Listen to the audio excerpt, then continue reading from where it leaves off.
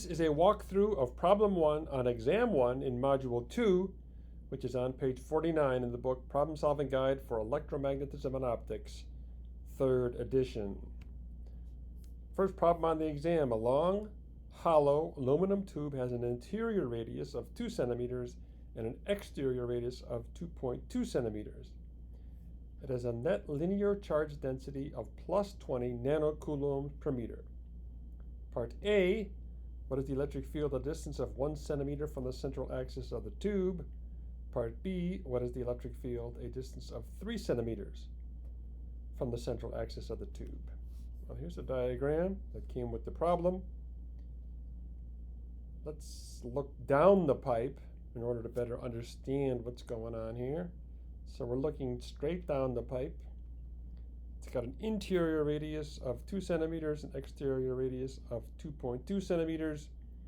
We want to know the electric field at 1 centimeter away from the central axis. Gauss's law is E dot A is 4 pi k q enclosed. We need a Gaussian surface so we can tackle this problem. We want to match the symmetry of the situation. So if we have a cylinder going through the point where we want to know the field, that will work. So in this diagram, that is a good Gaussian surface, radius of 1 centimeter. In this view, we're looking straight down it. We want to know the field here. So E dot A, 4 pi k q enclosed for this volume. There's the equation. There's no charge inside here. The charge is all on the metal. It's on the aluminum.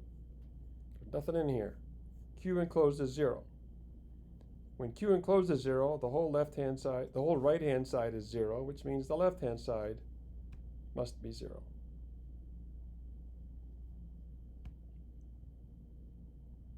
The only way the left-hand side is 0 is if E is 0, because A can't be 0. The area of the surface is not 0. So the electric field on the curved surface must be 0. So there's no field in there. The field 1 centimeter from the central axis of the tube is 0. Part B asks, what's the field out here? 3 centimeters away from the central axis, which is outside the metal.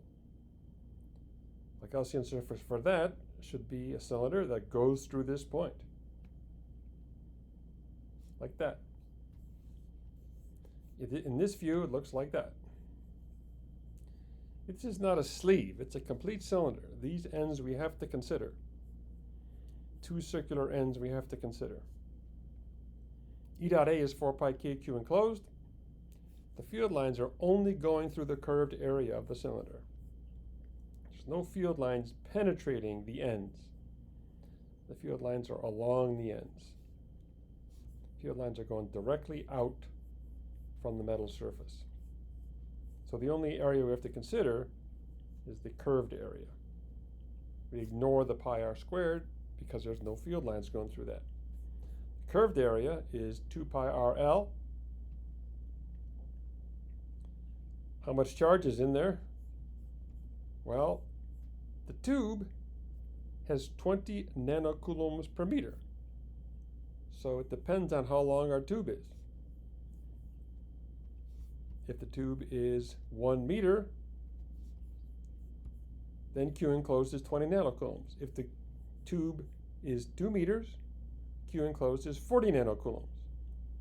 If the tube is a half a meter long, Q enclosed is 10 nanocoulombs. It doesn't matter what you pick, just pick something. Let's use 1 meter.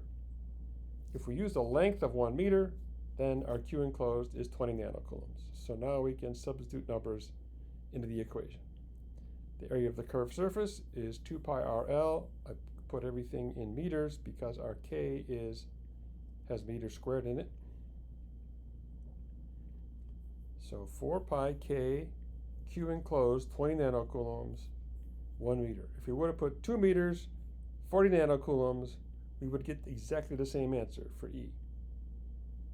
So we have everything, we just divide by that to solve for E, and we get 12,000 newtons per coulomb. That's the magnitude of E. Electric field is a vector. We need to get a direction. The charge on the tube is positive, so the field lines are directly outward from the cylinder. So we say the electric field vector is 12,000 newtons per coulomb radially outward. We didn't ask it on this problem, but certainly we could ask, where is the charge? What is the charge on the outer surface of the cylinder? What is the charge on the inner surface of the tube? And the answer is, it's all on the outside. None of it's on the inside.